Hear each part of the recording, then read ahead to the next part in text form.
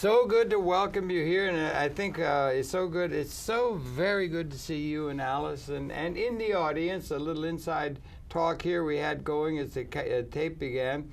But we're here celebrating one of our favorite friends here in New York City, and that's the Reverend Joseph Ben David. And in case you need any hint, among other things, we are going to be airing this program on this young man's 90th birthday. And I don't know if we can come in on this cake, but we have a cake here with 90 years old, and it's going to be aired on the 22nd of March, which is his birthday. It will be his 90th birthday. And for that reason, we are welcoming him as a guest. He's been a guest many times. He's a great light onto the world. He's got a tremendous story to tell. And Joseph Ben David, welcome very, very much. It's always so good to talk to you. Well, I'm very happy to be here again. Okay, it's good to further again. You are one of the people to whom I am very positively responding, and you always ask the right questions. Is that true? Well, yeah, I never know what the hell I'm going to say when I open my mouth. But anyway, I know we've had a little talk, and this is a memorable event. We're going to air this actually on your birthday. And so 90th is a milestone for that kind of thing. But we spoke, and you brought a number of pictures in. And you and I have talked over many, many programs about your spiritual commitments. You were with Martin Buber, Judas Magna, and a number of other major philosophically significant people over your long life and career. But you wanted to focus today on some of the events of your earlier life. And I'm perfectly willing to go along with that. We have some photographs, but we're going to be talking some about the earlier life of Joseph Ben David. So, Joseph Ben David, where were you born and raised? Well, let me tell you the whole story. All right. Okay. I was born March 22nd, 1920, in the middle of Prague, which is the heart of Europe. Yes. And I sort of was always somehow influenced by extreme existential situations. It started with my birth. Okay. That's pretty I was born half dead. Really? And the obstetrician, Dr. Fischl, wanted to revive me, so he asked to bring 2 basins. One filled with very hot water, and one filled with cold water. And he was throwing me from the cold water in the hot water, and from the hot water in the cold water, and I wouldn't breathe. You could not breathe? I couldn't breathe. Good so Lord. What he did was he took a hose, stuck it into my esophagus, sucked out the stuff that was obstructing my breathing, and then I gave out a gigantic, and I came back to life. I'll be done. How long did that process take? I don't know. I was not there. No, but from the records, I mean, or from. Well, I don't know, but it was not easy. Could I say one thing, sort of interject here now? I hope you and Allison or whoever has worked out very carefully with Mr. Spielberg or maybe Mr. Hanks the option rights for the movie version of your life. Well, because it would make one hell of a movie. Can you not see the start of the movie, that little vignette you just said, as the start of the movie of Joseph Ben David's Well, life? It will be quite a dramatic picture, yeah. 3D, maybe. Yeah. Anyway, have you worked that out now with Mr. Spielberg? No. Not yet, but we could suggest I don't think I'm so famous, but anyway. No, but that's a great beginning to a movie. Yeah. Now, you brought a lot of photographs in, but so that was a dramatic beginning in Prague. Let me start with something that I'm not going to talk about. Okay. One of the highlights of my life was when I was, and I have a picture of that. Now, the thing what you do is hold this picture, and I will hold it, you can talk to it, and give them a chance to come in on focus. When I was speaking from a sound truck on Union Square, at the first huge rally against the war in Vietnam. Bless you, sir. What year They would were that not have been? Well, Can you come in on this? On this camera? It was the first, major speech, and there was some very important radical leaders. But this would have been around 62, So I'm not going 63? to, but I'm not going to talk about it because I want to concentrate. Well, I want to congratulate you on this. We were over there in the process of, in the end, for a mistake, as Mr. McNamara said, being responsible for the deaths of about 4 million people. Well, no, we have the same thing with Iraq. And Well, but I don't want to talk about neither these terrible, political situations or philosophy. I want to talk about some of the roots of my own development that motivated me. Okay, very good. Starting So, from starting with this, that initial screen. I will mention a place that was most influential for me at my youth, and that was the old place, the plaza in Prague. In Prague? Yeah. Which you said was the like town, the old town plaza was called. Right. It is a terrific place now. It's very modern, there are restaurants and so on. Yes. There is in the middle, there is a statue of Jan Hus, the great Czech martyr. And my father, as a boy, lived actually on that plaza. I see, really. And now everybody goes there and is so happy. But very few people know that this was a place of torture, murder. Really? And here is a picture of it, how it looked a few hundred years ago, where people were actually executed. There were 27 noblemen, Czech noblemen, who were executed right in this place here, where I was going every day. I was crossing that place every day on my way to school. This looks almost medieval. I can't see it clearly, but this is a rendering well, of you it. see there's a place where they were quartering people. Here they were hanging people. And what you don't see here, where they were torturing people and by beating them to death and so on. So this plaza... Yes. What's the plaza's name again? Old Town Plaza. Old Town Plaza is still called that? It's still called that. Okay. And there, there was the old city hall and so. Here, why don't you let me put these here? Now, I'll put them here. They'll all be in order. Okay. I was influenced by this place for several reasons. First of all, it was a place where these Czechs, Bohemians, were executed by the Catholic Church. 27 of them. Could I ask a question? Sure. You said Bohemian. Now, when you're but the Bohemian was a term that was before the Beats. I mean, the Bohemian was a term for artistically inclined people. And Is there a link between Bohemian you're talking and the term Bohemian? No, Bohemian as a geographic I know that, but is there a link between that and the? You understand the Bohemian? There probably is, because the Bohemians were always into literature, poetry, and music. Yeah. See? Yeah. So and they were sort of, free-spirited in many ways. Yeah. So that's of the race. Right. I mean, some of the leading edge. Okay.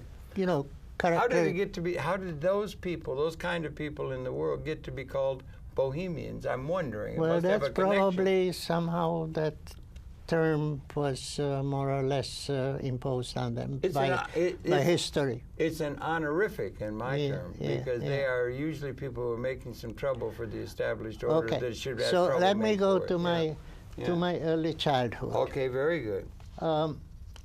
My mother was a beautiful woman, had very good genes.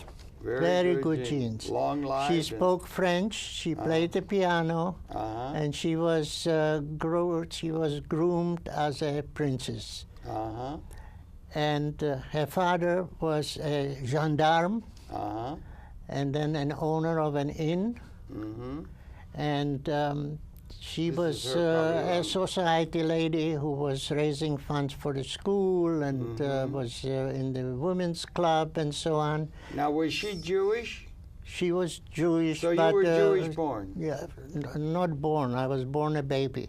No, okay. I was not born Jewish. Then they imposed it on me, and I had to liberate myself Well, from that's true it. of everybody. So in any event. Okay, yeah. So that was my mother. It's gorgeous. Yeah, 20, and also a very sexy woman. Yeah, I'll put it yeah, very sensual sexy, woman. Very sexual. Okay, And my father, this is your father. my father was a very light-hearted person. He was highly self-educated. He was a calligrapher. He owned a printing ink factory and a lithographic store in Prague. In Prague, okay. Now, he was, in a way, a little also a hero, because in 1918, he was a soldier in the Austro-Hungarian army. I could put this down. Yeah, go ahead. Yeah, and at the day before the Czechoslovak Republic was established, there was a gathering in a big plaza in Prague, where my father was attending a meeting against the Austro-Hungarian government. Okay. And political stuff. well, yeah. And did you say he was a lithographer? No, he was the owner of a lithographic store. Oh, I see. And he had a chemical factory, a printing ink factory. I will get to it later. Okay, okay. And my father, unfortunately there are no pictures, but someone made a drawing. My father jumped into the middle of this little crowd and tore the insignia of the Kaiser from his head, I'll be darned. threw it on the floor, and started to yell at the people, now let's go, and let's start tearing down the statues of the Kaiser. Rabble-rouser. Yes, and then he jumped on the floor and started to stampede on his cap and the insignia, and that gave the signal for a large number of people then go through Prague, throw down all the statues of the Kaiser, and after that the Czechoslovak Republic was established. Don't you see that as a movie scene? Well, that's it. You see a movie. What a movie scene they could make out of that, my right? father Stamping on it. They could have a close-up of him stamping on the... Yeah, oh, right. yeah, it was very dramatic. And a little bit of context there. He wrote, what a life he story. wrote his, in his memoirs, he has a whole chapter on that. So it is available. The details are available. Okay, good. Now, he had this, this factory, and he was sort of a fan of the United States in a way, in a technical way. Okay. And he actually hired a special engineer, chemical engineer, and these were some of the colors that were produced 70, 80 years ago in his factory. In his factory? You see? Could I? Yeah, go ahead. His name was Gustav Polak, and you see the name of the colors was as USA Group. And you see the Statue of Liberty and all these beautiful colors around it. It was all done by him. It looks like Andy Warhol. Yeah, Could I share something? My grandfather on my mother's side was a lithographer. He was Really? he was from East Prussia. Ah. And he was Otto Sprunk, and he was the organizer of the lithographers, turn of the century, 19th, 20th century in Detroit, Michigan. He had come from East Prussia, so they had a whole full-page thing about him. Now, you see, my father, that was one of the people who motivated me most. For example, he was not just a businessman. He was also a fighter for human life. Apparently, he stepped on the Kaiser in the middle of the plot. Well, that was another story. But you see, thousands and thousands of printers who were employed in the rotogravure type of print shops were dying from lung cancer because Really? the printing inks were made from toluol and xylol, which are highly carcinogenic, chemicals. And we didn't know that they were. At Well, the time? they knew. So, but they couldn't do anything Like about Madame it. That Curie, was, yeah. And my father, with this engineer from America, invented a water-based printing ink that was just as beautiful as the other one. No, really. And didn't have any. There was no odor, and there were no carcinogenic chemicals in it. What a wonderful thing to have invented. Yes. No. Now, who was that? Was that your father? My father. That was your father invented that? Yeah. Well, that's a hugely important invention. Oh yeah, Yeah. very. Life-saving. The interesting thing is that the general printing industry did not accept it because they would have had to change some kind of, the ventilation systems they already had, and so they just didn't want it. The only people who were using it were the communists. There was a communist printing shop that published, the communist newspapers. Yeah. They were the only ones who were buying it from him. I'll be darned. So, what comes for that? unfortunately, my father didn't live long enough because only for about 2 or 3 years after the invention, before he was able to introduce it, in a big way, the Nazis invaded Prague. That's right, you were born. And that day when Hitler marched into Prague, my father, who was a Czech patriot, from this,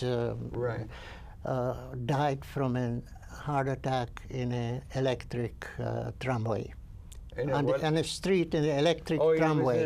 He was in a trolley, yeah. Trolley, right. Yeah, okay, right. that's really something. So he died. What year is that marked in your March, mind? March 15, 1939. Okay, so you're 19. I was 19, yeah, but I will go back to something else. And there was all kinds of things building up. I just wanted to obviously, finish about my father. Okay, please. And the interesting thing is that besides the communists, eventually the Nazis, when they already occupied Czechoslovakia and they got hold of the formulas and everything, were publishing it here. With that ink? With that water-based ink. Let me show this. You see? Water-based ink. Water-based ink. Is this a similar date like my father's, right? This looks like 1938. Can I read it right? Yeah. Well, that's what it says. March, I think, 30 March, 1938. Nazi, there's the Führer and all of that. Right. And it was published with the ink that your father invented. It was a water-based ink. So you see, because I looked at it under the microscope, and then you see the specific characteristic of that kind of printing. And here you have Hitler, and here you have Hitler, and all these. Hitler was all over the place in 1938. Right. So, and they sort of, in a sense, he never did get credit for that. No. I want to put it here. He never got credit, but of course I have all the documentation from the print shops that were using it, partly small print shops, how wonderful it is, and the ink, and that he solved the problem completely. That's a wonderful use of anticipatory design science, of designing something to make the environment better, so that he saved all the lives of people who had suffered rather in the old way. That's a very important advance of technology and knowledge. At that time, it was revolutionary. Right. Yeah. But from here, I already got these principles. You see, the one was being between life and death, and then being exposed to someone who is not just doing business for the sake of business, but is also a humanist. Right. And did he count himself a humanist? No, that was not used at that time. He was not Jewish?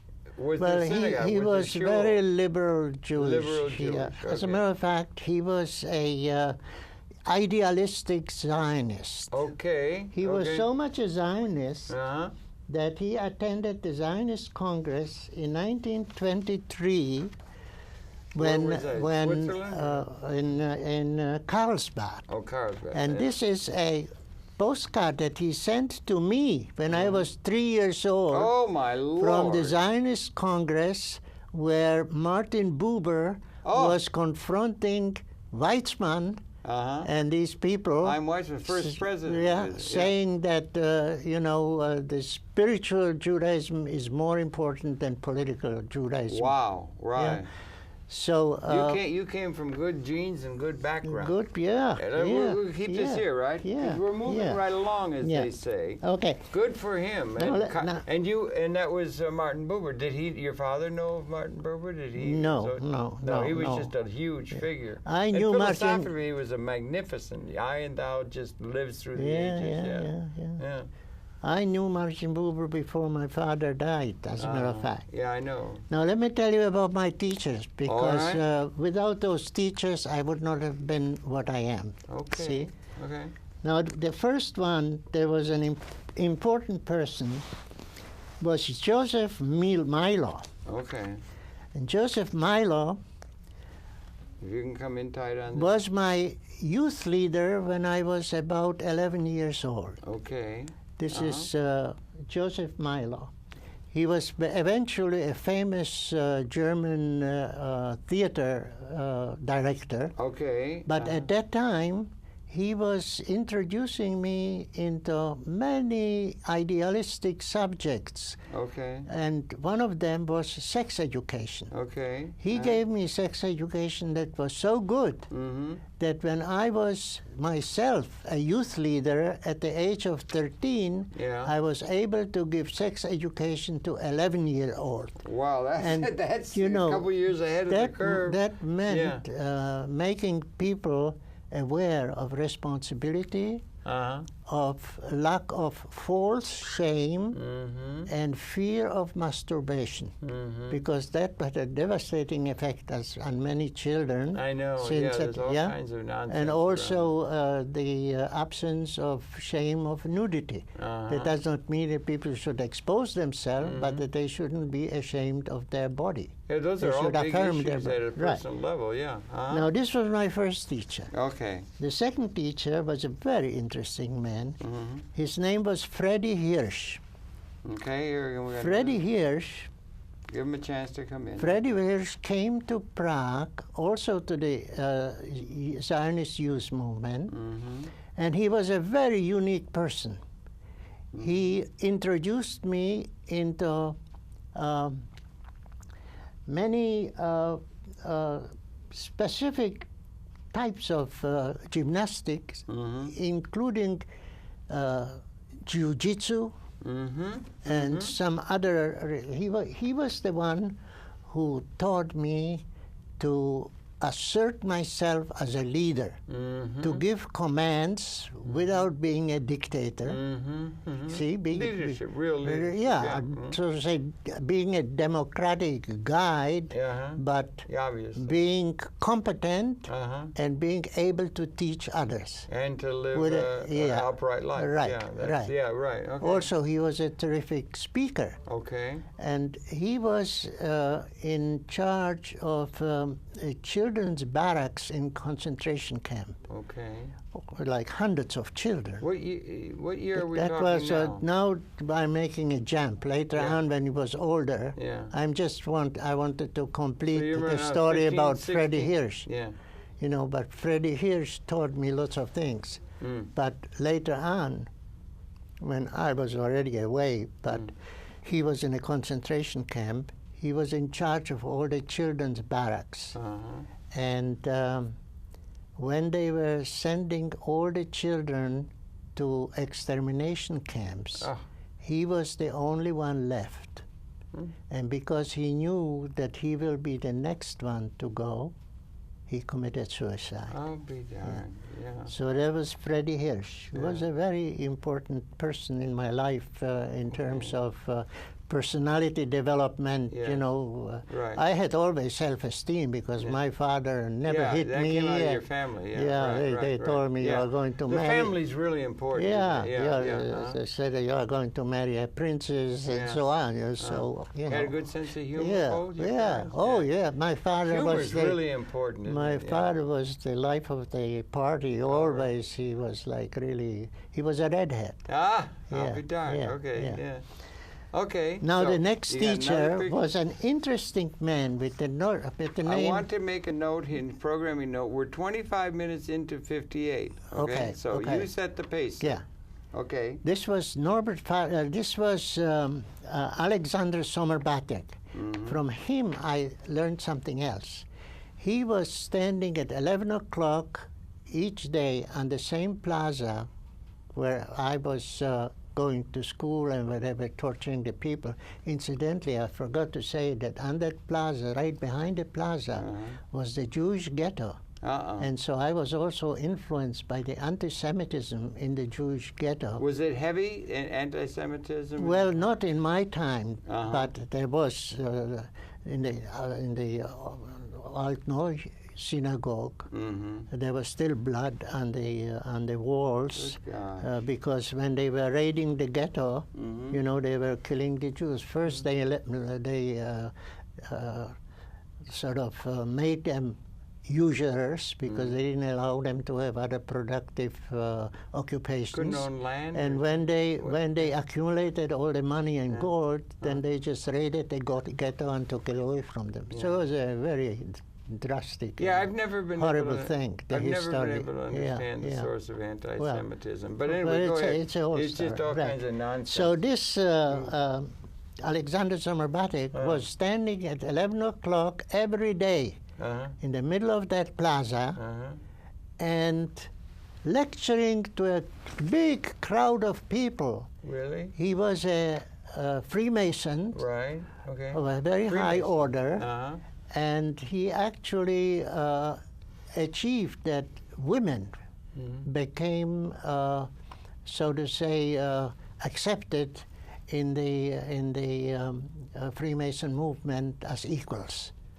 And he was a fighter against tobacco smoking, against alcoholism.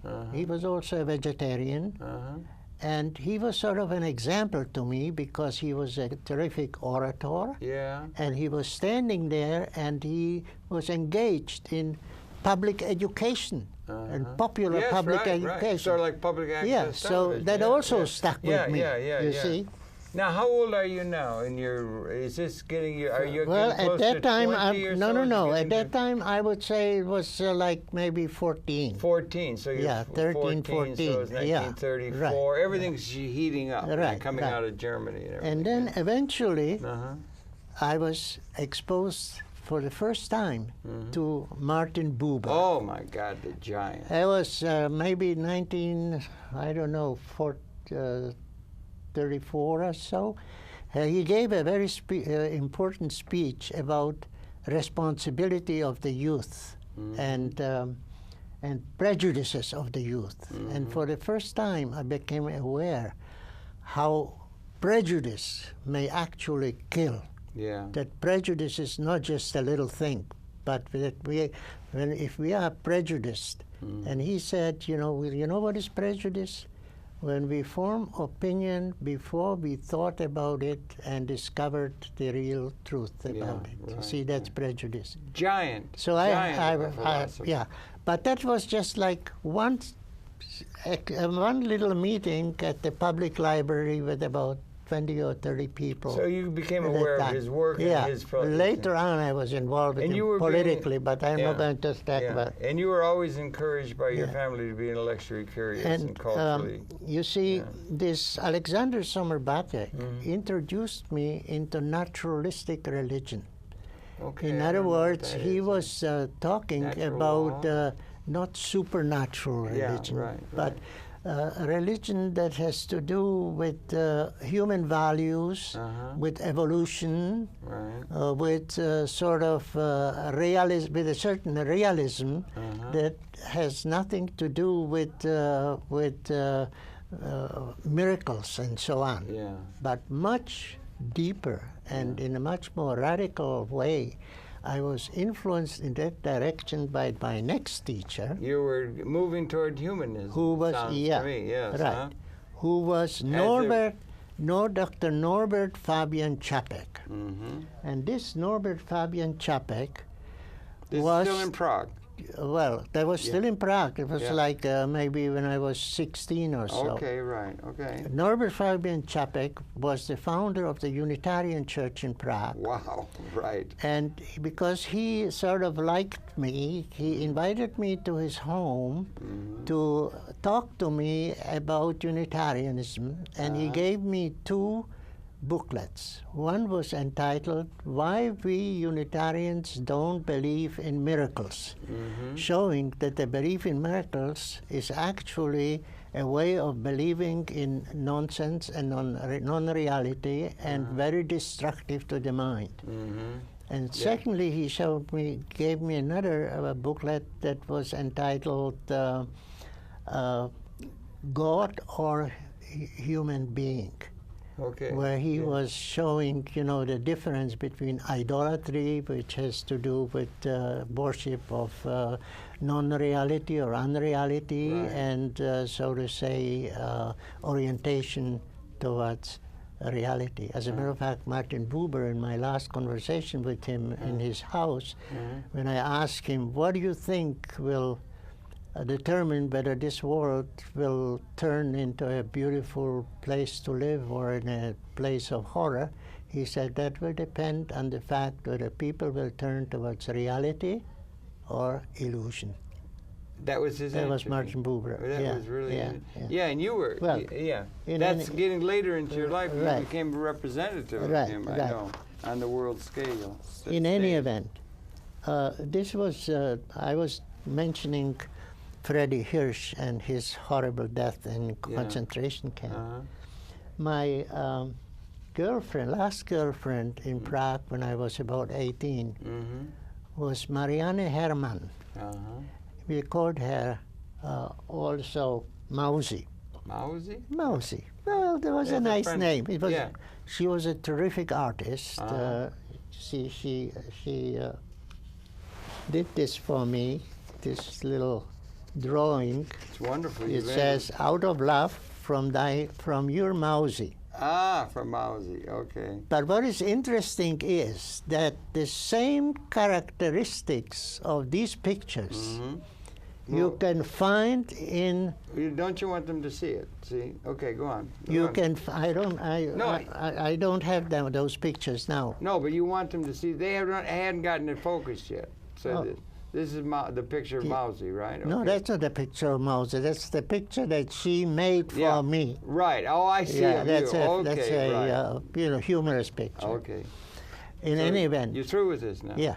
Okay, I'll put it in order here. Mousy ended up in a concentration camp, in the worst concentration camp there is, in Dachau. And she, because she was such a terrific paintress, drawing, Mengele, the doctor who was doing experiments with people on living bodies, cutting them open without narcosis and so on, took her as the person who was making the drawings of all these anatomical things. Really? So she went through this whole thing, seeing that horror right, on the spot at the worst place. And she wrote a book about it, which is available, in the Holocaust literature. And she was my last girlfriend, and I have some beautiful pictures of her, but I couldn't get them from me. Yeah. In any event. Then that was about the end of my, situation in Prague. Yeah, I know. You had to escape, Hitler came, Yeah, you see, yeah, right. and what could I do? Uh-huh. See, so the only thing that I could do was, number one, that I spoke at a gathering of the International League Against Anti-Semitism and Nazism, headed by a woman, Helene von Harand. Uh-huh.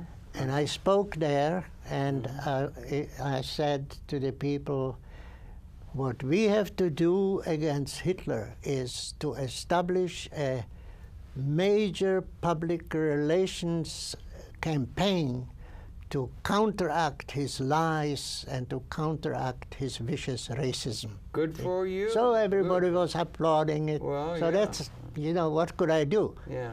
And then the next thing what I could do was to escape, Yes. which you did on a boat. Well, yeah. Yeah. Well, I lived under Hitler about half a year, and this is my passport from Czechoslovakia, occupied by the German Reich. You see, it says the German Reich right here. Right. Right. And they had occupied then when you were there. Yeah. Do you remember it? Oh, like yesterday, of course. Well, here, we're saving them here. Okay? Yeah. Yeah. So then I escaped, and I escaped with the last boat that actually left Czechoslovakia. Uh-huh. And this was the refugee ship on which I was really almost half a year. Half a year? Half a year, and we were half a year on in a kind of a boat without a motor, as a matter of fact. And I was organizing every Saturday night a big celebration because we had terrific people amongst the refugees. I bet that would be actors the and poets. It had been particularly awful for you because you were of a Jewish family. Did that come down? It was or were not. they It able to was. catch up with you that way? I tell or you, not? it was never awful, Okay. because I was somehow protected from being emotionally assaulted. I tell you why. Because Dr. Norbert Čapek taught me when I was very young 3 things. He taught me relaxation, he taught me meditation, and he taught me autosuggestion. Well, all 3 big things. And these yeah. 3 things enabled me to put myself into a very light trance, but so light that it didn't affect at all my functioning. And it protected me from being angry or being desperate or in any way negatively reacting to even the most extreme negative situations. That's interesting. That's very interesting. And yeah. that helped me an awful lot in my life. See, Of your whole life. Yeah. Well, yeah, Yeah. because, I was... Still working well. Well, why not? Yes. So I'm not talking now about, my general life. I'm talking just about my childhood. Yeah, and that was see? your, and right. you were on a boat, and where was that? I'm It trying was to think from- of the geography. I mean, were you on your way to Palestine? Yeah, or we what? started out And were there mostly in Jewish people Bratislava, that were- in Vienna, Okay. and then we ended up on the Black Sea, and then there we were stranded for 6 months. Why?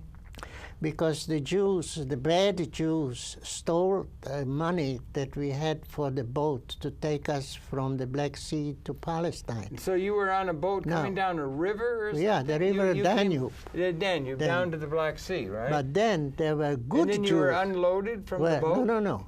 Then there were good Jews in Turkey, and they raised money for the boat.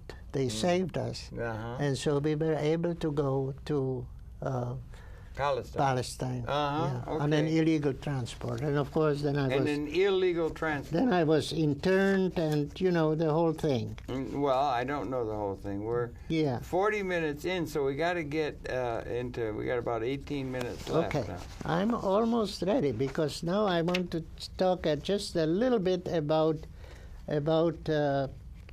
what happened in Palestine, you see. I know you got very involved. I know you were very with Judas Magna, I think, and also with Martin Buber and others. I'm not talking about these big things. I'm not talking about my personal life. You're talking about your life. Okay, good. You see, when I came to Palestine, I was a young man. Yes, right. Very serious. Yes, I know. That's how I looked. Okay. See? Oh, don't fool around with me. No, don't fool around. But at the same time, I was quite appealing. You were what they would call handsome, right? You've always been pretty so good. handsome, right? I was pretty good. And you were alive, very alive. And so you would be. And you see, when I was an officer in the army, then I looked like this. Okay, here's another picture. He was an officer in the army. I was the hygiene officer of the elite troops of the Israeli army. Although I was a war resistor, and I was against the war 1948. You were against the enunciation of the State of Israel? Because I wanted a binational state. And so did Martin Buber. And so did Judas Magna. And a number of others. Incidentally, I did not. That's a big stand. You always say that I knew Magnus. I did not know Magnus. Oh, you didn't. I'm sorry. Okay. I thought you did. I knew Buber, and I knew all the professors who were associated with Martin Buber, but not him. Okay. In any event. You mean with Judas Magnus? Right. Yeah. Right. So this was the beginning of my association with the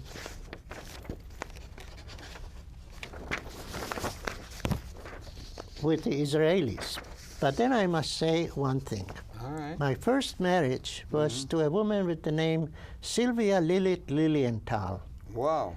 What a beautiful name, shortly Lily. Yeah, Lily. And Lily was a member of the Betar from Vienna. The Betar was the organization that sort of was the basis of the Irgun, which is also called the Irgun gang, but it was really called Irgun Tzevai Leumi in Hebrew, which means the organization of the national military forces. That's not the Stern Gang. No. The Stern Gang was called Lehi, which meant that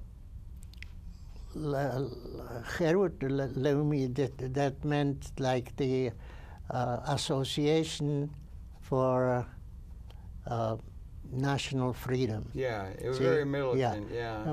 But they were different. They were not like the Irgun. They had and I saw Stern before he was murdered. Really? Okay. He was shot in a place where I usually, in the neighborhood, I was buying yogurt. So, buying what? Yogurt. Yogurt. Oh, yeah. But it was like a neighborhood that I knew very well. They shot him in a closet. He was hiding in a closet, and they shot him. Who is the they that shot him? The British. British. Yeah. And the Irgun, you see, my wife Lily had all these friends who were the highest activists in the Irgun. Okay. And they were always home with me. And so, if you want to see a face of someone who is a quasi-terrorist, because she was not a member, I understand. This is how she looked. Oh, boy. That was my first wife, Lily. This is your first wife. Yeah. Come in on See, this. she was was a real beauty. Yeah. And with me, she was like extremely compassionate and loving and everything, but when it came to the Arabs, she would have killed them all.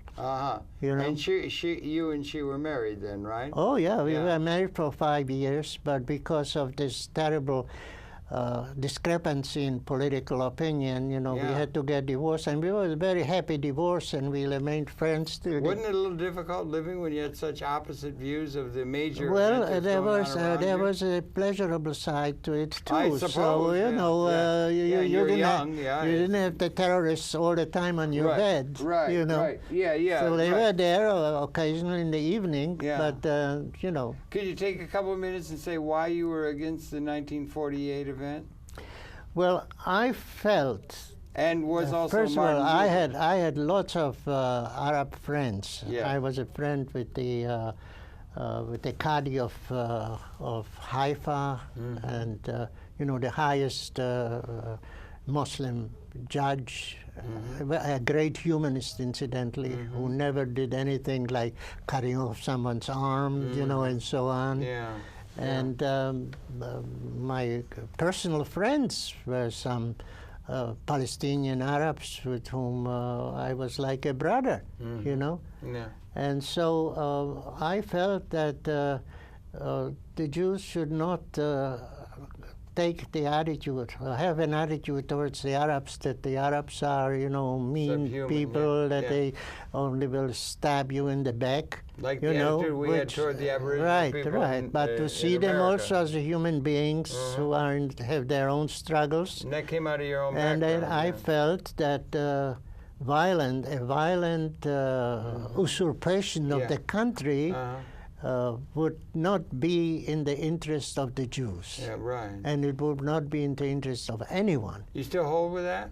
Well, at this point, I think there was a great mistake. And it was a mistake, rather like Vietnam was a mistake. Because we don't know yet what the end of this will be. That's right. You see? Yeah. Now that Israel has the atomic bomb and many other have atomic bombs, who knows what may happen? The most dangerous part of the world, it seems to me now, it's in the Middle terms East. of the continuation of the Palestine species. is certainly a main issue. So we got about 10 minutes left. Yeah. Okay, so let's get some more of these So pictures in. let me finish. And again, what a life story. Mr. Spielberg, there's I a hope lot, you're listening, there's or a lot some that movie I have to producer that get I the have options to. on this man's life. And Can you see it as a movie? Well, okay, I go don't ahead. know. Go ahead. You see, then I became the chief inspector of the Department of Health in Jerusalem. Okay. This is my credentials from the State of Israel, and this is my picture with where I'm, you know, authorized to enter every premises. And here is something similar from the military where it says, which is also a historically interesting thing because it's signed by the highest military personnel in Israel, and that says that I am the hygiene officer authorized to enter any camp and bear weapons, which is very bear weapons, which I, you know, had Sten guns and machine and. So you know how to work a piece. Oh well, I was trained, right? Yeah. Right. And this was my girlfriend because in those elite troops, they believed in sex. They believed in sex. And so all the soldiers had their girlfriends with them. Yeah, and she was my assistant. And then eventually she became a policewoman. And we are friends till this day. Oh, really? She's still living she's Where's still she living in Jerusalem. In Jerusalem. That's Naomi Huber. Okay. She was like, at that time, she was the love of my life at that time. Right. At that time. I had others after that. What year are we talking now about? Now we are Ms. talking Huber? about 1939. 39. Wait a minute. No, 1948. 48. That was just the decisive moment when the whole thing with the UN was happening. Yeah. And now let me just two more items that I think may be of interest. And it is incredibly interesting, and we could go into I want to make a big jump because hours we could go into on each of these things, what happened in Prague and all of this. Yeah, now there's my American story, which is very complex, full of struggles and work and interesting things. But one of the things that I really liked was my association with humanistic psychology. Okay, thank you. To which I was introduced by studying Carl Rogers and Abraham Maslow and these people, you see. Rollo May? Rollo May, yeah. Rollo May and I hung out one Christmas season in Bethlehem. Yeah. We were at a conference. We went down to. We had great fun at the Church. Well, he of was the the great existentialist psychologist. We were running around having a wonderful time down in Bethlehem. Yeah. Yeah. He was artistic. Yeah, he was very good. He had a wife with him then from Sweden or something, but nice guy, really good guy, great sense of humor. So I was doing these groups, the largest groups in New York City. Groups, yeah. Namely, they called it encounter groups, but I called it feelings, because people were feeling something for each other. And that was for the first time that people were meeting in groups and honestly and openly talking about life. Yeah. And that's coming off a humanist view of things. It does not exist anymore. Who are some of the great iconic figures of the humanist movement beyond the people you just mentioned who you've actually had contact with? And when did humanism enter in as a real part of it came off Unitarianism, or where did it come from, or what are its roots? There are two kinds of humanism.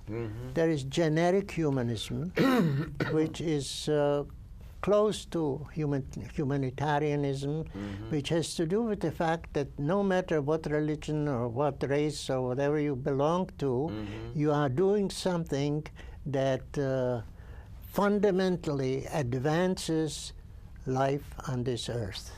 Okay. That is sort of improving society in an evolutionary and sometimes a revolutionary way. That can take into account the Enlightenment and intellectual and secular attitudes toward a world that had been organized by miracles and by spiritual things. And is it there are some who are actually actively anti-spiritual.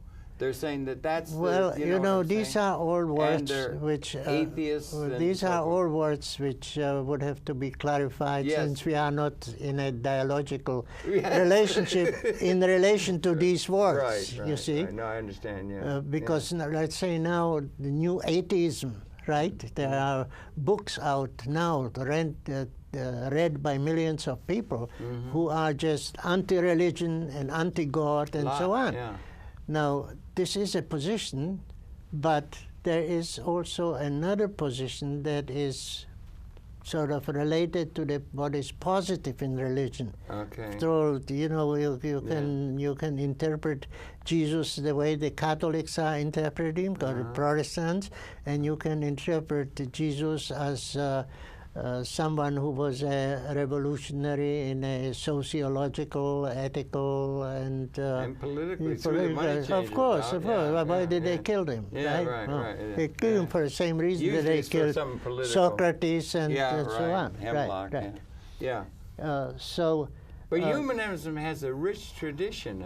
Then this generic humanism. Yeah, okay. And then you have organized humanism, which is much smaller and is more bureaucratic, which was actually started with the Humanist Manifesto, when about 30 Unitarian ministers and also the philosopher John Dewey and Roy Wood Sellers, also an important philosopher, formulated. Actually, Corliss Lamont came into the picture later on. I love Corliss Lamont. Yeah, well, Corliss Lamont married me and Did he really? I didn't know that. He conducted our wedding. Yeah. And he was, a very unique person. I had a fallout with him at eventually because of organizational matters within the organization. Because they can get in the way, well, he was a very powerful person, and with his money. And you just met Allison, of course, your current wife for what, 40 years now? Yeah. How'd you land such a lovely lady as that?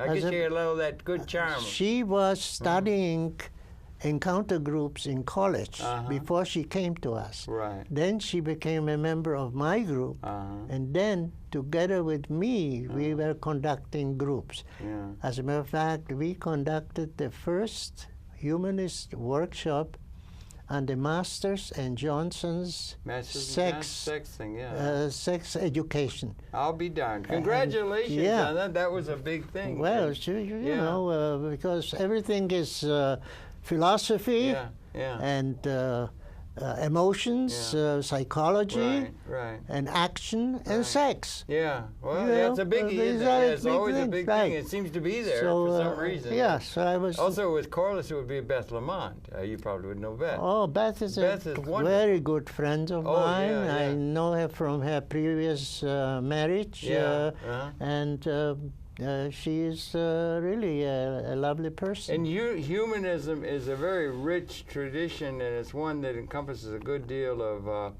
it came out of the Unitarian. It came out of Unitarian. That's where I've always been associated with Unitarian. You know, when they published this Humanist Manifesto, there is one clause in it that says that the time for theism has passed. Theism. Yeah. But they did not realize at that time that there is also a naturalistic rational theism. So that they sort of became atheists. Okay, well... And Corliss was, of course, a materialist and atheist. Yeah. So, and he stood up very early to McCarthy. I'll never forget. Oh yeah, he was an extremely I want to make the courageous man. I want to make the point that I want all the I want you and Allison to get lined up to make sure you get a good deal on the options for your life's movie by the producers in Hollywood. I want you to make sure you negotiate that. But the problem is, in life, as in all matters, there is not an endless time. And we've come almost to the end of the program. And this is, as evidenced by the cake, celebration of your 90th birthday, sir, of such a very well-led life. And I want to thank you for all of that. And I think this might be a nice time for the people to wander in here out of the control room. And we will do what it is. There's a federal law. Everybody come in. Come on, get in here. And stand around back here. I'm blushing. Blush.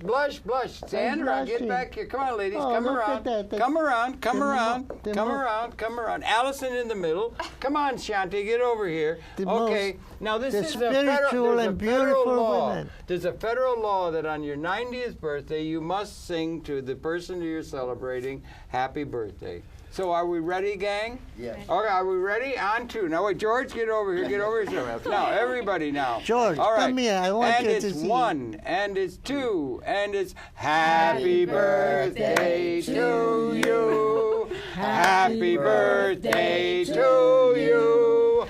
Happy birthday, sweet Joseph. Happy birthday to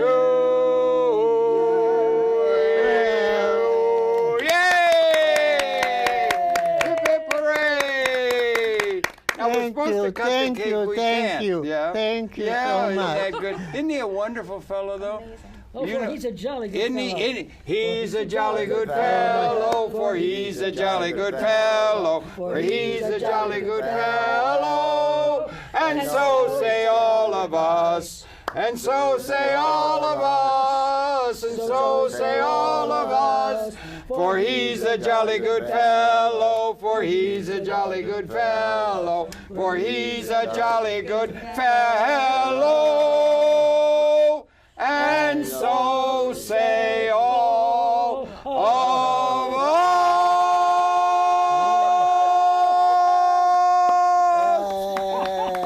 Happy birthday, Joseph. Happy birthday, my brother. Thank you for such a very well-done life. And get those movie options solid, okay? Because your life story would be just fantastic on the big screen. And thank you for sharing so